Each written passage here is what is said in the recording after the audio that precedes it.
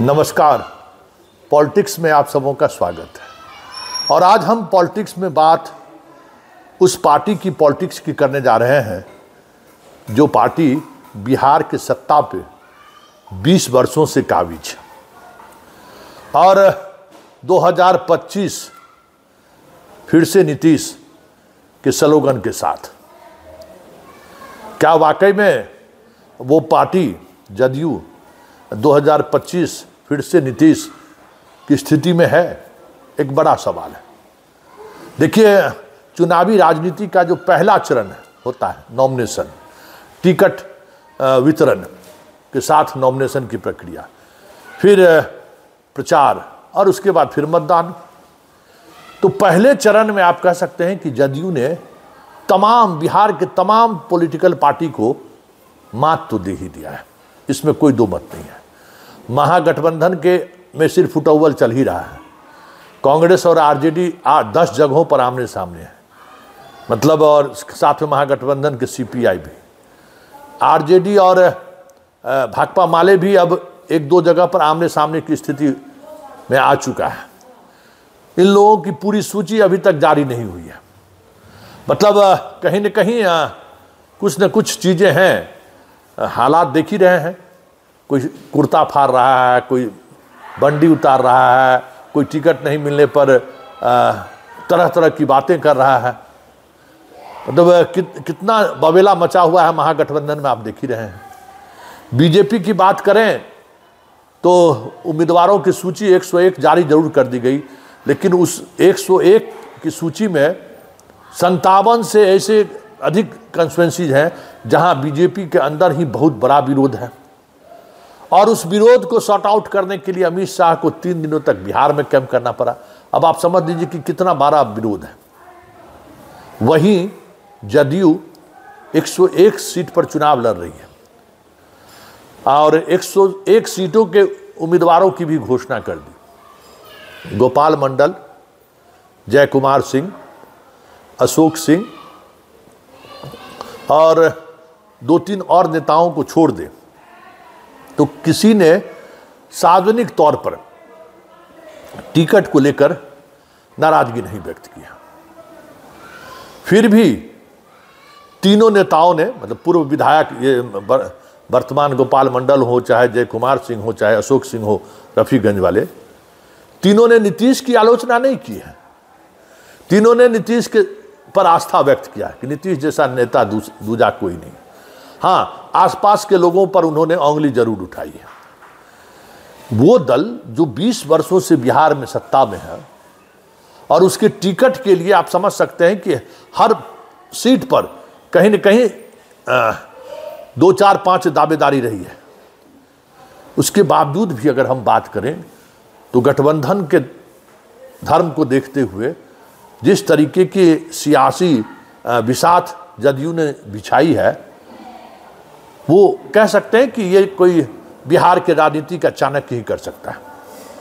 देखिए, इस बार के 101 टिकट पर अगर आप गौर करिए तो जदयू ने नए यूथ को भी आगे बढ़ाया। एक नए जदयू में जो युवा चेहरा हो सकता है, जो आगे की राजनीति को लेकर आगे, मतलब 10 कदम और आगे बढ़े, उसकी झलक भी देखने को मिलता है।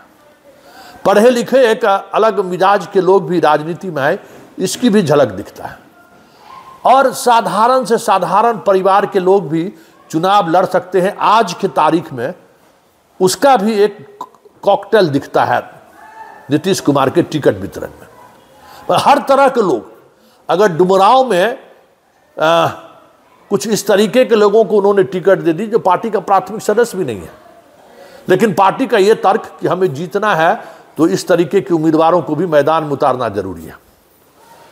और गायघाट जैसे सीट पर दिनेश सिंह की बेटी को टिकट देना एक पुराना वादा भी था और यह भी था कि हम यादव पर कितना दाव लगावें। यादव हमारे साथ खड़े नहीं होते हैं तो हम यादव पर कितना दाव लगावें। और साथ ही दिनेश सिंह का कई तरह के पॉलिटिकल ऑपरेशन में बड़ी भूमिका भी रही है। और फिर हमें साधना था तो हमने कमल सिंह को दे दिया।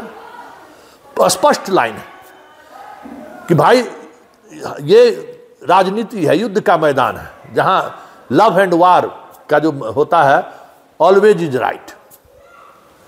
तो हमने कुछ जगहों पर ये ऐसा किया है, लेकिन कई जगहों पर जो उन्होंने प्रयोग के तौर पर उम्मीदवारों को, सुरसंड में, अति पिछड़ा में भी अति पिछड़ा, किसी ने सोचा भी नहीं होगा कि वहां इस तरीके के उम्मीदवार को वो उतार सकते हैं। दरभंगा ग्रामीण से जो अभी जिला अध्यक्ष है मंडल धानुक, ललित यादव जैसे मजबूत उम्मीदवार के सामने उनको उतारना, पिछले 20 वर्षों से जदयू वहां मुसलमानों के सहारे ललित यादव को घेराबंदी करने की कोशिश करते रहे, लेकिन हर बार वहां हार मिली। तो एक प्रयोग जदयू ने वहां किया, और हमें लगता है कि ललित यादव अपने पूरे राजनीतिक कैरियर में सबसे मुश्किल घड़ी में है इस बार, जिस तरीके की बिछात जदयू ने बिछाई है। अब देखिए, अशोक कुमार मुन्ना वारिसनगर से विधायक, लगातार विधायक बन रहे थे, लेकिन कुछ सर्वे रिपोर्ट में कोई चीजें ऐसी आई तो उनकी नेक्स्ट पीढ़ी को, जो पार्टी से की वफादारी रही है उनके पिताजी के जमाने से, तो उस वफादारी को पार्टी ने भी जारी रखा। उनके बेटे को अमेरिका से पढ़ के आया, उनको राजनीतिक विरासत सौंप दिया। अशोक राम कांग्रेस से उन्होंने लाया, स्थानीय विधायक पर शराब माफिया से साठगांठ, कई तरह के आरोप लगते रहे, तो एक ऐसे चेहरे को सामने लाया जो पढ़ा लिखा चेहरा है, और एक राम दलित में एक भरोसे का चेहरा रहा है बिहार में कांग्रेस का अशोक राम, उसके बेटे को उन्होंने इंट्रोड्यूस कर दिया, टिकट दे दिया। कहलगांव से, कहलगांव की सीट बीजेपी की सिटिंग सीट थी, और वहीं उन्होंने सम्राट चौधरी के लिए एक सिटिंग सीट उन्होंने छोड़ा, तो 2 सिटिंग सीट बीजेपी से उन्होंने ले ली, कहलगांव भी और मंजीत सिंह के लिए गोपालगंज जिले में, दोनों सीट। ये देखिए कि कई तरह के सवाल खड़े हो रहे थे कि टिकट वितरण को लेकर, लेकिन नीतीश ने अपने उस पूरे ऑपरेशन के दौरान इस बात का ख्याल रखा कि हमने एक सिटिंग सीट अगर बीजेपी के लिए छोड़ा है तो हम बीजेपी से 2 सिटिंग सीट लेंगे। एक उन्होंने कहलगांव लिया सदानंद सिंह के बेटे के लिए, और एक पार्टी के वफादार, उनके पिताजी के जमाने से नीतीश के वफादार रहे मंजीत सिंह के लिए उन्होंने टिकट ली।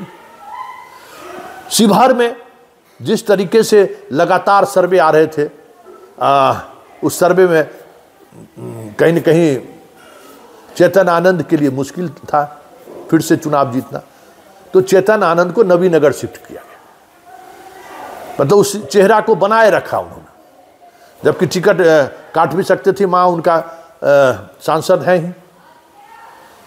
कई ऐसे प्रयोग, 101 चेहरे में नीतीश कुमार ने कई ऐसे प्रयोग किए हैं, जिस प्रयोग के साथ आप देख सकते हैं कि नीतीश ने उस सोशल समीकरण को भी साधा है।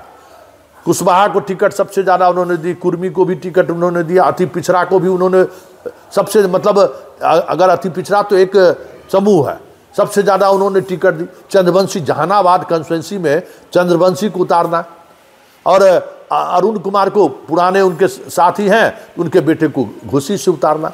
सभी सीटों पर अगर आप देखिएगा तो जदयू ने जिस तरीके से होमवर्क किया है, और सबसे पहले सीटों की घोषणा भी, और उस घोषणा में कहने कि कई ऐसे लोग हैं जो कल्पना में भी नहीं सोच सकते थे कि हम चुनाव भी लड़ सकते हैं, जिसको पार्टी खुद चुनाव लड़ा रही है, उसके पास 10-20 लाख रुपया भी नहीं है जो जिसके सहारे वो चुनाव लड़ सके।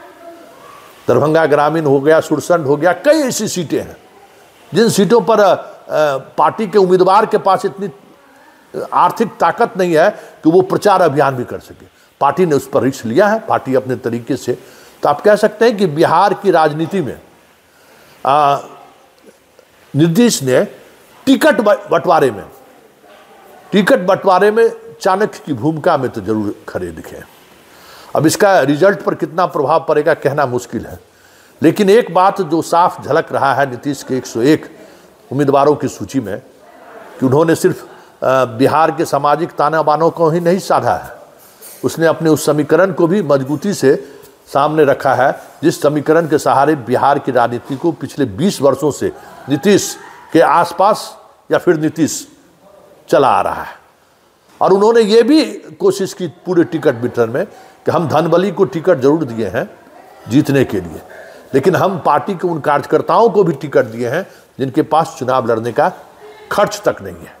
हम पार्टी में नए युवा चेहरे को भी सामने लाए। अब वहाँ से जमालपुर से ब्रह्मानंद मंडल के बेटे को उन्होंने टिकट दिया है। कई ऐसे युवा चेहरा हैं जिसको उन्होंने इंट्रोड्यूस किया है पहली बार, ताकि एक नई पौधा भी जो है जदयू का 10-15 एमएलए ऐसा है जो फर्स्ट टाइम है और नया चेहरा हो।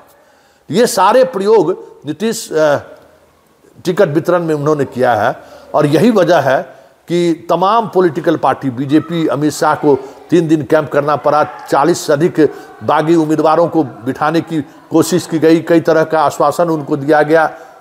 आरजेडी और बाकी महागठबंधन में आप देख ही रहे हैं, लेकिन जदयू पूरे मतलब शांति, मतलब इतनी बड़ी शांति किसी पॉलिटिकल पार्टी के दफ्तर में या नेताओं के आवास पर आप नहीं देख सकते। तो ये जो एक स्ट्रेटजी है नीतीश कुमार को, ये शुरुआती तौर पर ही कह सकते हैं कि एक बड़ी लीड बिहार के 2025 के विधानसभा चुनाव में लेते हुए दिख रही है।